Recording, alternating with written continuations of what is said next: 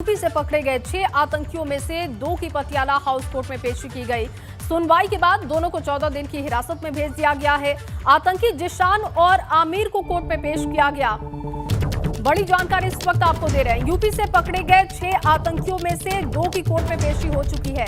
सुनवाई के बाद दोनों को 14 दिन की पुलिस कस्टडी में भेजा गया है, जहां पर उनसे पूछताछ की जाएगी, उनके कनेक्शन को खंगाला जाएगा।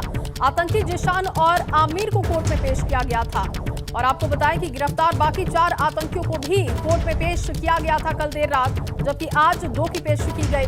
कुल 6 आतंकियों की गिरफ्तारी की गई है। सुनवाई के बाद दोनों को 14 दिन की पुलिस कस्टडी में भेजा गया है। अब इनसे पूछताछ की जाएगी, इनके पूरे कनेक्शन को खंगाला जाएगा। एक बड़ी सफलता ये एसटीएफ की। इसके साथ ही एसटीएफ लगातार छापेमारी भी कर रही है और कई जगहों से संदिग्धों को गिरफ्तार किया गया है।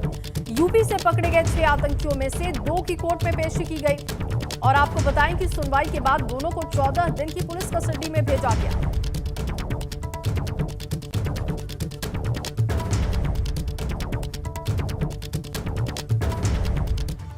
वहीं दिल्ली पुलिस की स्पेशल सेल और यूपी एटीएस की गिरफ्त में आए लखनऊ के मोहम्मद आमिर जावेद पर आरोप है कि उसके बैंक खातों में कई संदिग्ध लेन देन हुए थे। इसमें ज्यादातर लेन देन 10 से 15 हजार के बीच में थे और एटीएस ये पता लगा रही है कि जिन खातों में आमिर ने ट्रांजैक्शन किया वो किसके हैं और कहां के हैं। आमिर के परिवारजनों का कहना है कि ये कारोबार से संबंधित सामान्य लेन देन है। मोहम्मद आमिर के भाई का कहना है कि आमिर एक फैक्ट्री में काम करने के साथ ही खजूर का कारोबार भी करता था। हालांकि एटीएस और दिल्ली पुलिस के स्पेशल सेल को आमिर के खिलाफ पुख्ता साक्ष्य मिले हैं। आपको दिखाते हैं विवेक त्रिपाठी की ये पूरी रिपोर्ट, जिसमें आप समझिए कि अब तक क्या क्या एसटीएफ की तरफ से बातें की गई हैं और जानकारी दी गई है। आमिर को एटीएस ने आतंकी गतिविधियों के शक में गिरफ्तार किया है और इस समय हम आमिर के घर पे हैं, जहां आमिर के दोनों भाई और उसके पिताजी हमारे साथ मौजूद हैं। हम पूरा मामला जानेंगे, आखिर क्या वजह थी, क्या बात हुई, कैसे आमिर को एटीएस ले गई है। आप बताइए, आपका क्या नाम है? असलम जावेद बेग। जावेद साहब, ये बताइए, आपके बेटे को एटीएस ने गिरफ्तार किया है जी, आपको क्या लगता है कि देखिए उन्होंने अचानक छापा मारा है सुबह। हम लोग ये सोच भी नहीं सकते थे कि जो है हमारे घर पे जो है छापा पड़ेगा या ऐसी कोई बात, क्योंकि हमारे बच्चे कोई इस तरह के है नहीं, कभी किसी इस तरह के काम में अपने काम से पढ़ाई की उसने, बड़े वाले ने, ये भी काम कर रहे हैं और पार्ट टाइम अपना कुछ पॉकेट खर्च। बच्चे हैं आमिर के छोटे भाई। हाँ, क्या कह रहे थे एटीएस के जो लोग आए थे, वो क्या कह रहे थे कि आमिर को? मैंने पूछा कि आप किस बिना पे कैसे अंदर आए हैं, आप पहले हमको बताइए, आपके पास क्या कोई सर्च वारंट है वो बताइए, ऐसे नहीं आप ऐसे कैसे ले जाएंगे आप। हमने ये कहा, और ऐसे आप किसी घर में कैसे घुस गए।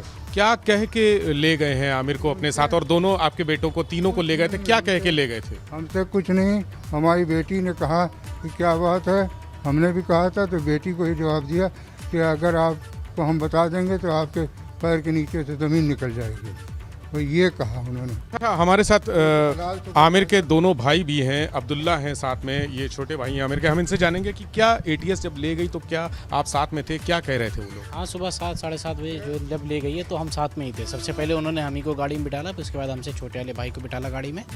फिर ले जाने के बाद वहाँ पे उन्होंने हमसे जाँच पूछ की है, पूछने लगे कि आप क्या करते हैं क्या नहीं करते। तो हमने उनको बताया कि हम पार्ट टाइम में जोमेटो में काम करते हैं। तो हमसे पूछताछ किया, कहने लगे कि अगर गलती नहीं होगी तो तुम लोगों को इज्जत के साथ वापस छोड़ दिया जाएगा। वैसे वो उसके बाद कहने लगे कि पहले उन्होंने बताया कि 1-1.5 घंटे में 2 घंटे में तुम लोगों को तीनों को छोड़ देंगे। फिर उसके बाद उन्होंने कहा 2 बजे छोड़ देंगे। फिर कहने लगा 8 बजे तक रोक रहे हैं ताकि तुम्हारे भाई की भी पूछताछ हो जाए, उसके बाद तीनों को छोड़ देंगे। लेकिन उसके बाद कुछ न्यूज़ वालों ने ऐसा दिखा दिया कि एकदम मतलब कि हम लोग हो ही गए, एकदम हम लोग टेररिस्ट ही हैं ऐसा दिखा दिया। उसके बाद ये हो गया, कंफर्म हो गया कि हमारा भाई दाऊद के साथ मिला हुआ है, दाऊद के भाई के साथ मिला हुआ है। ये सब हम लोग ने न्यूज़ पे देख के ये सब समझे। लेकिन हम लोग एकदम बेकसूर हैं। हम लोग थोड़ा बहुत जो कमाते हैं वही खाते हैं, उसी तरह से रह रहे हैं। लेकिन ये हम लोगों को कहाँ से कहाँ कनेक्शन हम लोग मिलाया जा रहा है। लेकिन ये तक एटीएस के कुछ ऑफिसर ने ये भी कहा कि कन्फ्यूज़न में तुम लोगों को ले आए। उसके बाद कन्फ्यूज़न के बाद वो एकदम कन्फर्म हो गया। अच्छा, आप भी आमिर के छोटे भाई हैं, जीशान से उसका संपर्क बताया जा रहा है, आप क्या कहेंगे? कोई रिलेशन नहीं सर, जीशान नाम का कोई आदमी से रिलेशन नहीं है, ना हमारे रिलेटिव में आते, रिश्तेदारी भी नहीं है, ना जानने वाले, ना जो लोग बता रहे हैं कि जो है आपकी बहन के हस्बैंड है, वो हमारी बहन के हस्बैंड भी नहीं है, ना हम उन लोग को जानते हैं। ये कहा जा रहा है कि वो जीशान जो है खजूर का कारोबार करता है और आमिर भी खजूर का काम कर रहा था साथ में। कोई भाई हमारे 4-5 महीनों से जो है खजूर का काम कर रहे थे, लेकिन जीशान नाम से रिलेटेड कोई नहीं था। उनका जो है खजूर आती थी दिल्ली से, खजूर से ये बॉक्स रखे हैं पीछे, सारे बॉक्स हैं यहाँ पे, खजूर आती थी, उनको ये काम उन्होंने शुरू किया था। वही खजूर पे जो खजूर लेते थे, असल में ये कन्फ्यूजन उन्होंने वहाँ में पता चली है ATS में जाके, उन्होंने बताया था कन्फ्यूजन ये है कि पैसे जो होते हैं भाई से मंगाते थे वो कोई बहुत बड़ी लिमिट नहीं, जितनी खजूर होती है 10,000 15,000 ऐसी लिमिट की खजूर, इतने पैसे वो जो बैंक अकाउंट बताते थे उसमें अक्सर तो उन्हीं का अकाउंट रहता था। कभी कदार जो इधर उधर अकाउंट में उन्होंने कराया तो वही वो कह रहे थे कि संपर्क में उनके आप आ गए, इसीलिए गलती से